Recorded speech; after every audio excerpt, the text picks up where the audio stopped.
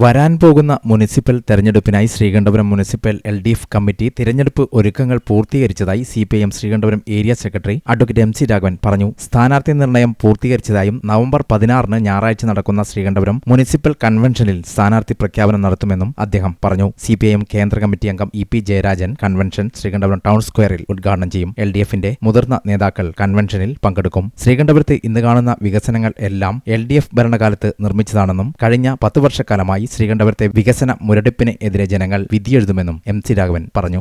നടക്കാൻ വേണ്ടി പോകുന്ന മുനിസിപ്പൽ തെരഞ്ഞെടുപ്പിനുള്ള ഒരുക്കങ്ങളെല്ലാം ഇടതുപക്ഷ ജനാധിപത്യ മുന്നണിയുടെ നേതൃത്വത്തിൽ ഇപ്പോ സജ്ജമാക്കി കഴിഞ്ഞു. 35 വർഷക്കാലം ഇടതുപക്ഷ ജനാധിപത്യ മുന്നണിയുടെ നേതൃത്വത്തിലാണ് ശ്രീകണ്ഠപുരം പഞ്ചായത്ത് ഭരിച്ചിരുന്നത്. ആ ശ്രീകണ്ഠപുരം പഞ്ചായത്തിൽ ഇന്ന് കാണുന്ന എല്ലാ വികസന നേട്ടങ്ങളും ഈ 35 വർഷക്കാലത്തിനിടയിൽ ഉണ്ടാക്കിയതാണ്. ഇപ്പോൾ ശ്രീകണ്ഠപുരത്ത് കാണുന്ന ബസ് സ്റ്റാൻഡ് CA മാരാർ പ്രസിഡന്റായ സമയത്ത് ആണ് ബസ് സ്റ്റാൻഡ് നിർമ്മിച്ചത്. അന്ന് വളരെ പരിമിതമായ ഫണ്ട് മാത്രമേ ലഭ്യമായിരുന്നുള്ളൂ. ആ പരിമിതിക്കകത്ത് നിന്നുകൊണ്ടാണ് CA മാരാരുടെ ഭരണസമിതി ഇത്രയും മനോഹരമായ ബസ് സ്റ്റാൻഡ് നിർമ്മിച്ചത്.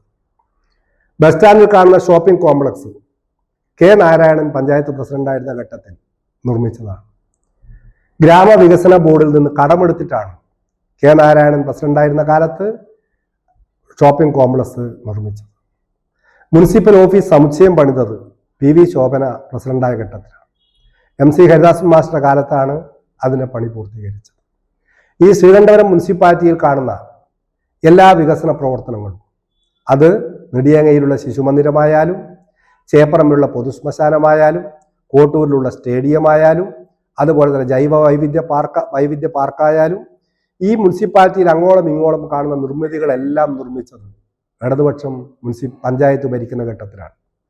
കഴിഞ്ഞ 10 വർഷക്കാലം UDFന്റെ നേതൃത്വത്തിലുള്ള ഭരണസമിതിയാണ് ശ്രീകണ്ഠപുരം മുനിസിപ്പാലിറ്റി ഭരിച്ചത്. ഈ ഭരിച്ച സമയത്ത് കോടാനുകോടി ഉറുപ്പിക മുനിസിപ്പാലിറ്റിക്ക് ഗവൺമെന്റിൽ നിന്ന് പണം ലഭിക്കുകയുണ്ടായി. 22.5 കോടിയാണ് ഇക്കുറി ബഡ്ജറ്റിനകത്ത് മുനിസിപ്പാലിറ്റി ഗവൺമെന്റിൽ നിന്നുള്ള വരവായി കാണിച്ചിട്ടുള്ളത്. ഇത്രയും കോടിക്കണക്കായ ഉറുപ്പിക ഗവൺമെന്റിൽ നിന്ന് ലഭിച്ചിട്ട് പോലും ഒരു വികസന പ്രവർത്തനവും നടത്താൻ മുനിസിപ്പൽ ഭരണാധികാരികൾക്ക് കഴിഞ്ഞ 10 വർഷക്കാലത്തിൽ സാധിച്ചില്ല. എന്തിനു പറയുന്നു, ഒരു വെയിറ്റിംഗ് ഷെഡ് എങ്കിലും അവർ സ്വന്തമായി നിർമ്മിച്ചില്ല. ഒരു ടോയ്ലറ്റ് എങ്കിലും നിർമ്മിക്കാൻ ഈ 10 വർഷക്കാലത്തിനിടയിൽ അവർക്ക് സാധിച്ചില്ല. ഏതെങ്കിലും ഒരു ഭരണ നേട്ടം എടുത്തു കാണിക്കാൻ അവർക്ക് സാധിച്ചില്ല.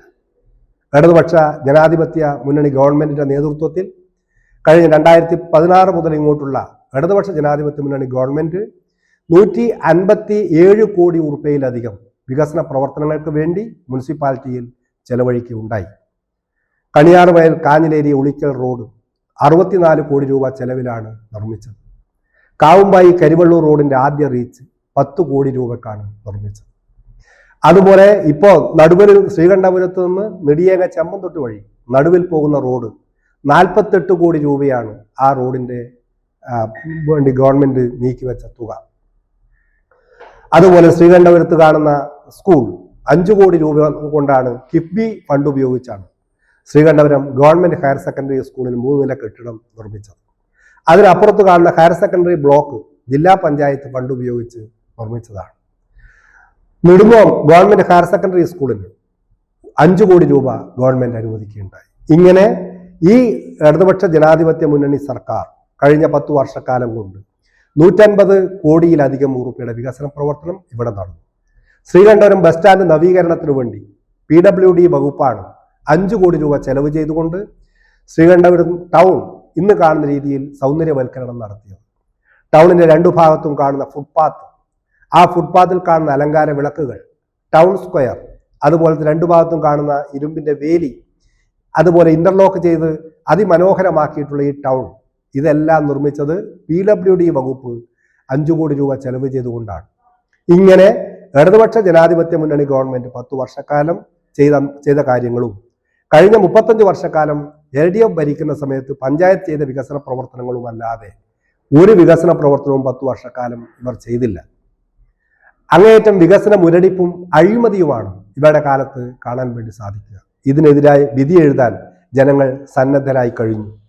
ഇടതുപക്ഷ ജനാധിപത്യ മുന്നണിയുടെ മുനിസിപ്പൽ തെരഞ്ഞെടുപ്പ് കൺവെൻഷൻ 16-ാം തീയതി വൈകുന്നേരം 5 മണിക്ക് CPIM-ന്റെ കേന്ദ്ര കമ്മിറ്റി അംഗവും ഇടതുപക്ഷ ജനാധിപത്യ മുന്നണിയുടെ നേതാവുമായിട്ടുള്ള VP ജയരാജൻ ഉദ്ഘാടനം ചെയ്യും. ടൗൺ സ്ക്വയറിലാണ് മുനിസിപ്പൽ കൺവെൻഷൻ ചേരുന്നത്. ഇടതുപക്ഷ ജനാധിപത്യ മുന്നണിയുടെ ജില്ലാ സംസ്ഥാന നേതാക്കന്മാർ ആ കൺവെൻഷനിൽ പ്രസംഗിക്കും. 1500ഓളം ആളുകൾ കൺവെൻഷനിൽ പങ്കെടുക്കും. ആ കൺവെൻഷൻ എന്ന് പറയുന്നത് ഈ വരാൻ വേണ്ടി പോകുന്ന മുനിസിപ്പൽ തെരഞ്ഞെടുപ്പിൽ ഇടതുപക്ഷ ജനാധിപത്യ മുന്നണിയുടെ വിജയം ഉദ്ഘോഷിക്കുന്ന ഒരു കൺവെൻഷനായി ആ കൺവെൻഷൻ മാറാൻ വേണ്ടി പോവുകയാണ്. തീർച്ചയായിട്ടും ഞങ്ങളുടെ സ്ഥാനാർത്ഥി നിർണയമെല്ലാം ഏതാണ്ട് പൂർത്തിയായി കഴിഞ്ഞു. ഇന്ന് വൈകുന്നേരത്തോടു കൂടി ഞങ്ങളുടെ സ്ഥാനാർത്ഥികളുടെ ലിസ്റ്റ് തന്നെ പുറത്തിറക്കും.